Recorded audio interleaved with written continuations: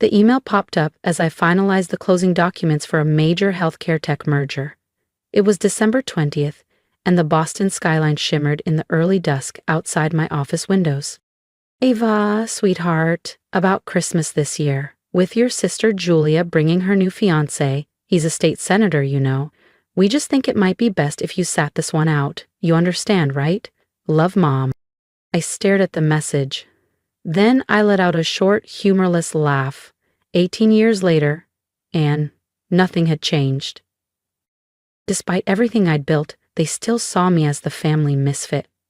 What my mother didn't know was that the consultant she rarely spoke about was now Ava Clark, 37, CEO of Beacon Partners, the firm quietly advising and investing in some of the largest private equity deals on both coasts.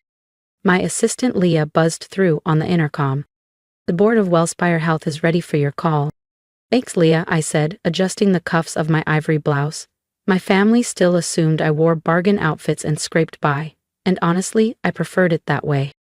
18 years ago, I'd stormed out of our Vermont farmhouse, refusing a junior position at Clark and Julia Associates, the family's financial services firm. Don't be foolish, my father had barked. You think you're smarter than all of us? Julia had smirked from the dining table, swirling her wine. Let her go play entrepreneur, she'll come crawling back. But I never did. I moved to Boston with a duffel bag and a second-hand laptop, determined to chart my own course. I built Beacon Partners from the ground up, working relentless hours and risking every dime. Now, Beacon quietly owned equity stakes in nearly half the businesses Clark and Julia Associates did deals with. There was a knock. Ms. Clark? Leah said, stepping in with a contract folder. Agreement from Clark and Julia Associates. It's ready for your signature? I smiled slowly. So they needed me after all. I picked up the pen, then set it back down. Actually, Leah, cancel it. And Merry Christmas. The irony felt sweeter than any holiday champagne. Clark and Julia Associates had spent the past 9 months desperate for a strategic partnership with Beacon Partners. They had no clue the firm they were courting belonged to the very daughter they'd pushed away. I glanced back at Mom's email. Just trying to keep up appearances. Another notification blinked. A new email from Julia. Ava, Mom told me about Christmas. Don't take it personally. You know how she is. Besides, with Ethan's career in politics, it's better this way. Maybe once you're really established, things can go back to normal. Once I'm established. The words echoed in my head as I stared at the 8-figure contract spread across my desk. This partnership would open Clark and Julia Associates to lucrative West Coast markets, a lifeline they desperately needed. From the reports Beacon had gathered, I knew how Dad had been bragging about sealing the deal. And all it required now was one thing, my signature. Leah returned, holding a sleek tablet. Your father's on Zoom, she said gently. He'd like to confirm tomorrow's signing ceremony. I took a breath and nodded, tapping to join the call. Ava Clark speaking, I said, my voice cool and professional. I'd built my business career using my mother's maiden name to keep my true identity hidden. Hey there, kiddo, my father boomed, his tone forcedly upbeat. So different from the man who once told me my startup was a pipe dream. Just checking everything's set for tomorrow. This deal is critical for our future. I thought of Christmas dinners I hadn't been invited to, of Julia's dismissive texts, of decades spent as the family ghost. Actually, Mr. Clark, I said slowly, folding my hands, I've been reviewing the final terms. I have a few concerns. He blinked. Concerns? But everything was approved. Circumstances have changed, I replied evenly. I think it's best we discuss this face to face. Bring the entire family to tomorrow's signing. The entire family? His voice faltered. Clark and Julia Associates is a family firm, isn't it? Well, my wife Julia, Ethan, he stammered. Ava's not really... All your children, I interrupted, my voice steely, including Ava. A beat of silence. Understood, he murmured finally. Good, I said, and disconnected the call. Tomorrow would be fascinating.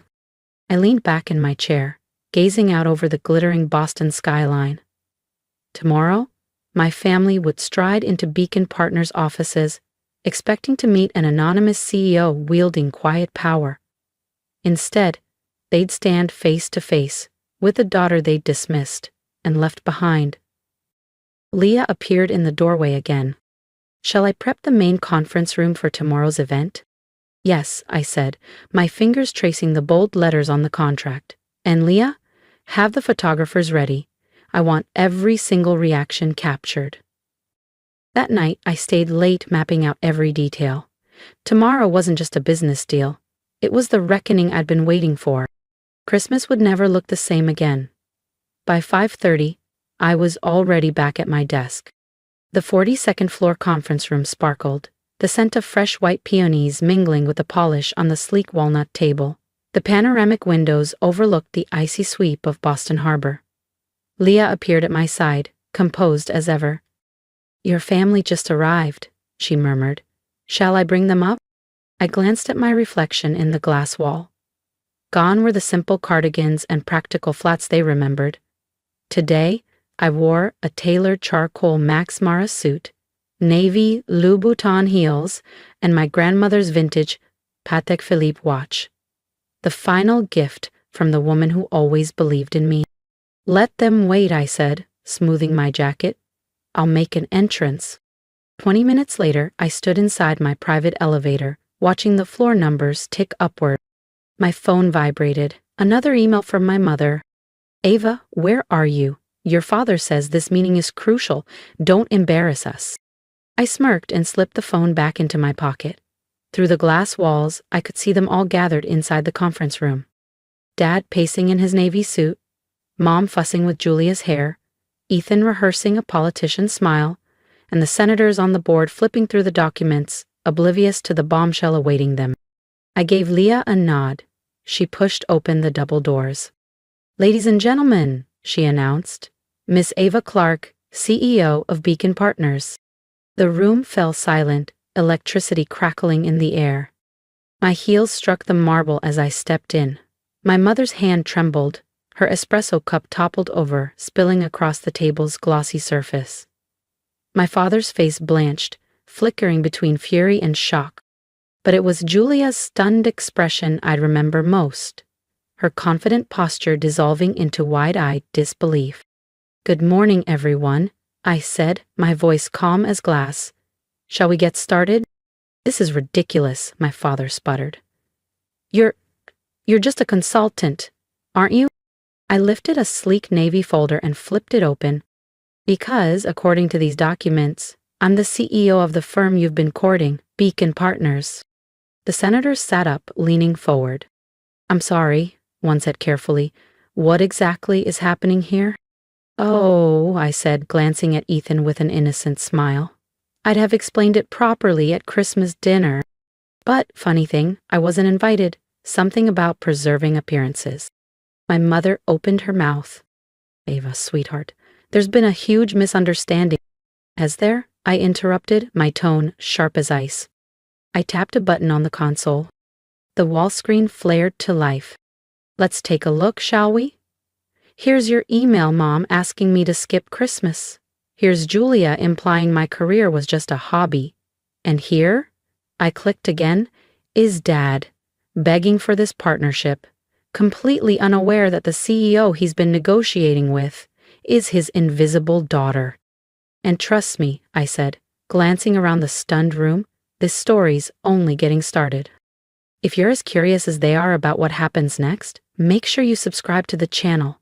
You won't want to miss the moment the tables truly turn. The room went utterly still. Leah moved gracefully between the chairs, placing fresh copies of the revised contracts in front of each person at the table. My father flipped through his pages, his hands trembling. These aren't the same terms," he stammered, eyes scanning the documents. "They're not," I agreed evenly. "I've made some revisions." I met his gaze, unflinching. "I've had plenty of time, years actually, to decide how I wanted this moment to unfold." "No." He leaned forward, his voice rough. "You can't do this. Clark and Julia Associates has plans, expansion, investors." Much like I had plans, I cut in. When I launched my own business with zero support. When I sat alone at holiday dinners while you toasted Julia's real success. That was different, my mother insisted, her voice trembling. We were trying to protect you from disappointment. No. I rose slowly, letting my voice slice through the charged silence. You weren't protecting me. You were protecting your reputation, your precious social standing. I swept my arm toward the glittering view of Boston Harbor, and today, the world finds out exactly who the Clarks really are. I smoothed the cuff of my blazer and stared my father down. The partnership is off, I declared, my tone cool and final. Beacon Partners will be acquiring Wellspire Health directly, and, as Dad has surely realized by now, that cuts Clark and Julia Associates out of any access to West Coast healthcare markets. My father slumped into his chair, his face collapsing under the weight of realization.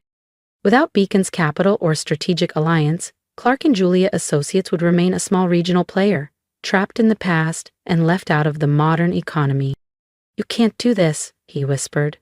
We're family. I paused at the doorway, glancing back over my shoulder. Family? I echoed softly. That's funny, because just 2 days ago I was told I wasn't successful enough to be considered family. I tilted my head, pretending to think. I wonder, am I enough for Christmas dinner now? And with that, I turned and left. The silence behind me was absolute. Through the glass wall, I caught a glimpse of my mother dabbing her eyes with a silk handkerchief, my father staring blankly at the contract fragments, and Julia, confident, elegant Julia, slumped in her chair, her future dissolving around her. Leah fell into step beside me. That was intense. Are you okay? I glanced at my phone, where yet another email from my mother blinked on the screen. Ava, please come to dinner. We can fix this. A faint smile tugged at my lips. Cancel Christmas dinner, Leah, I said. I've got better plans. The fallout arrived fast. Voicemails, frantic emails, pleading texts. Ava, we're still your parents. You're ruining us. This isn't how family solves problems. Please, just meet us face to face. Just us? I didn't respond. Beacon Partners finalized the Wellspire Health acquisition, while Clark and Julia Associates stock began a slow, humiliating decline. The business headlines were brutal. East Coast, firm fails in expansion bid. Beacon Partners seizes healthcare deal. Clark legacy firm faces crisis after collapsed merger. A week later, I was in my office reviewing new acquisition prospects when Leah appeared. Your sister's here, she said gently. Third time this week, but this time, she's alone. I glanced at the security feed. Julia stood in the lobby, her usual poise gone. Her designer coat hung limp, her hair pulled back hastily, eyes shadowed with exhaustion. Send her up, I told Leah after a pause. Julia stepped in slowly, scanning the office she'd never imagined her little sister commanding. The harbor views, the art, the quiet power in the details. Nice office, she murmured. Bigger than mine at Clark and Julia, though I guess that doesn't mean much anymore. What do you want, Julia? She sank into a chair, her bravado gone. Even called off the engagement, she said, voice breaking. I arched an eyebrow. The perfect political pair couldn't survive a few headlines? Julia let out a hollow laugh. He said he can't be tied to a sinking firm, that I no longer fit his image. The bitterness in her voice cut through the room. Dad's drinking again, she whispered. The board's in chaos. Mom can't even show her face at the club. Everything's falling apart. Because of me? I asked coolly. No, Julia said. Because we built everything on appearances, just like my relationship. Evil treated success like it had only one look, and I never fit it. I deserved that, she whispered. You deserved a lot more, I said, my voice tightening. Do you know what it felt like, watching you all toast each other's achievements while pretending I didn't exist? Mom celebrated every one of your promotions. She never even remembered what I did. We thought you were struggling, Julia murmured. We thought you were lost. You never asked, I snapped. Not once in 10 years did any of you ask about my company, my team, my vision. You were too busy dismissing me to see I'd surpassed you all. Julia's eyes filled with genuine tears. I was awful to you. Can you ever forgive me? I met her gaze. Forgiveness isn't the problem, Julia. Trust is. And that's something you'll have to earn. Suddenly the door slammed open. My parents swept in, ignoring Leah's protest. Ava, my father barked, though his voice lacked conviction. This has gone on long enough. And what exactly do you think has gone on? I asked. You've made your point, my mother said, breathless, pearls trembling. You're successful. We were wrong. We see you now. Please, stop punishing us. A sharp, hollow laugh slipped from my lips. You think this is about revenge? About proving I made it? I crossed to the window, Boston's lights twinkling beyond the glass. No, this is about consequences. About showing you that your dismissals and arrogance all come at a price. We're your parents, my father said, voice cracking. Everything we did was to protect you.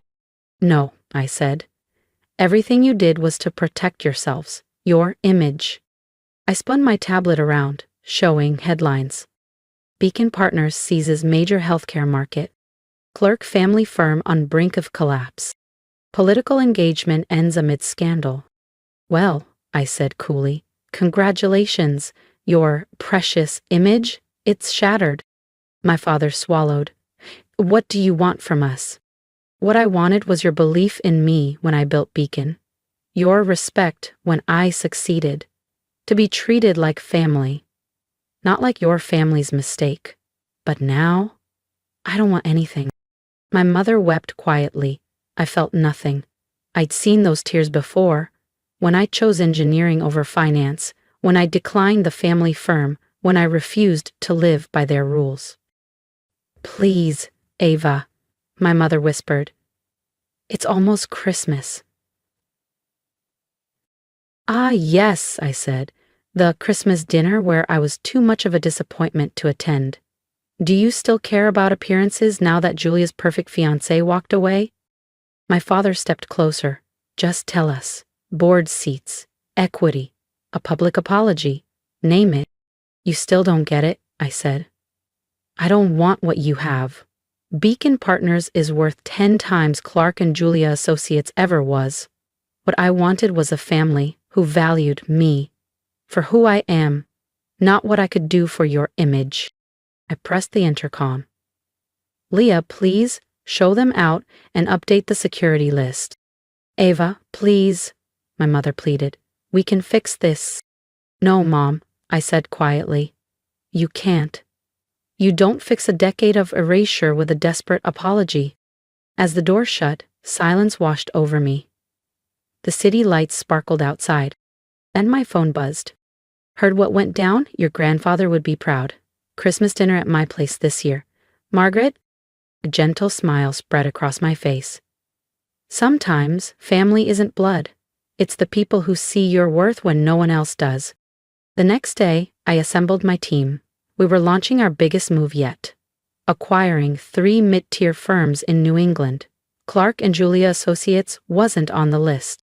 A week later, Leah brought me a small gift. My grandfather's leather business card holder and a note from Margaret. He always knew you'd surpass them all. Looks like he was right. I set it beside my nameplate.